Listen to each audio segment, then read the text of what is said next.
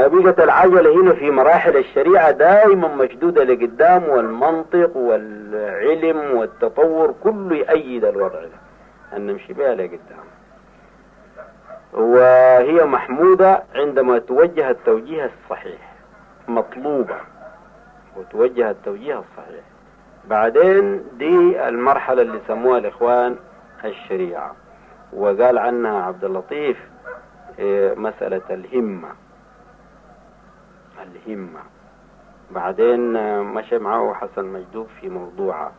أصل ما في سلوك لله بدون همة، والهمة زي الزاملة.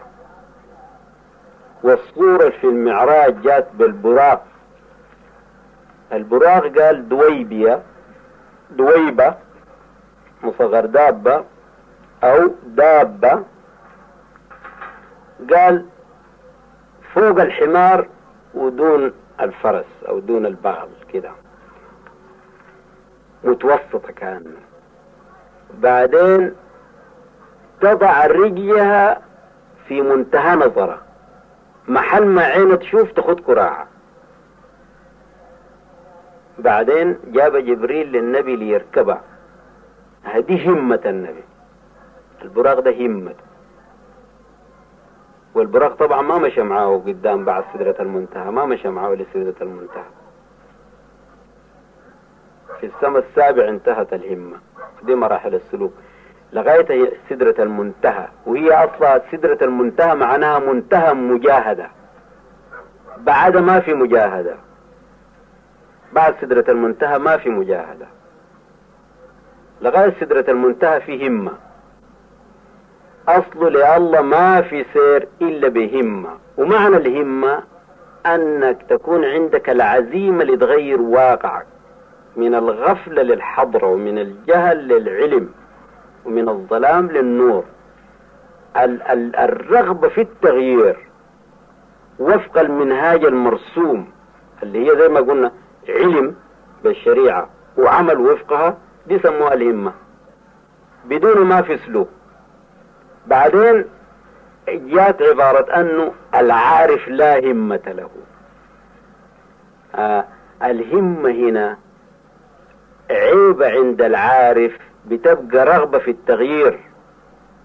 هي ما أصلا الهمة رغبة في التغيير، زي ما قلنا خروج من الغفلة للحضرة، تغيير حالك من الجهل للعلم، تغيير.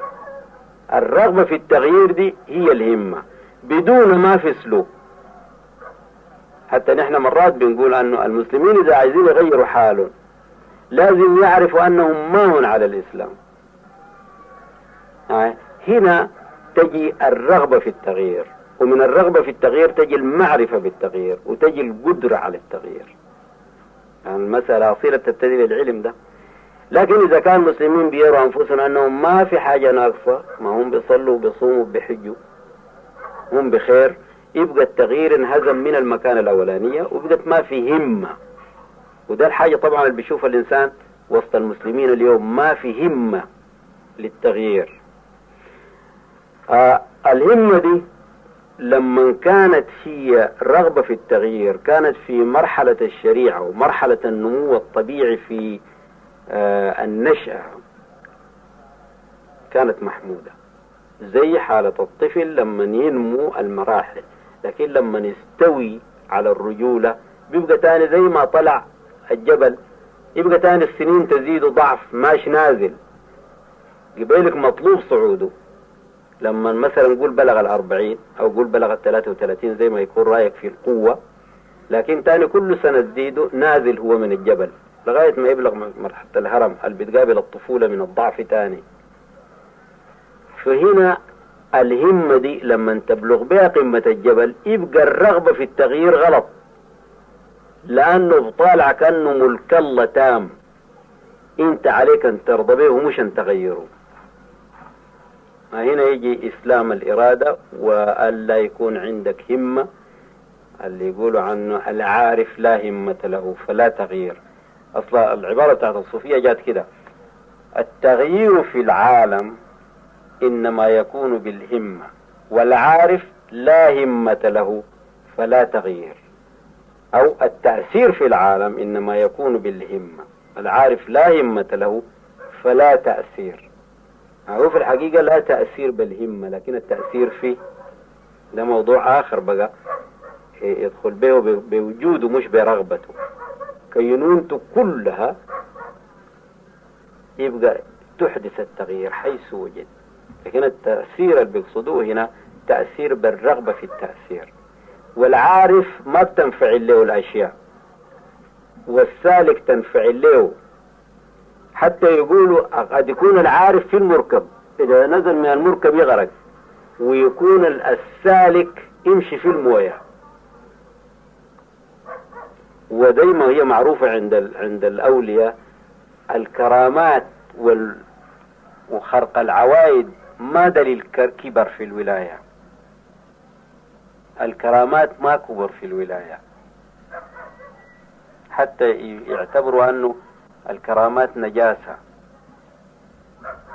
إذا كان الواحد حصلت منه معجزة يتوب ويرجع، قد يدخل خلوة، عندهم مرحلة نجاسة. ده حيض الأولياء، الكرامة حيض الأولياء يتطهروا منه. وقالوا الاستقامة أفضل من 1000 كرامة. الاستقامة انتوا عارفينها، هذه دي المرحلة اللي يكون فيها العارف لا همة له فلا تأثير. علمه ومعرفته جاية من وين؟ أن الوجود كامل،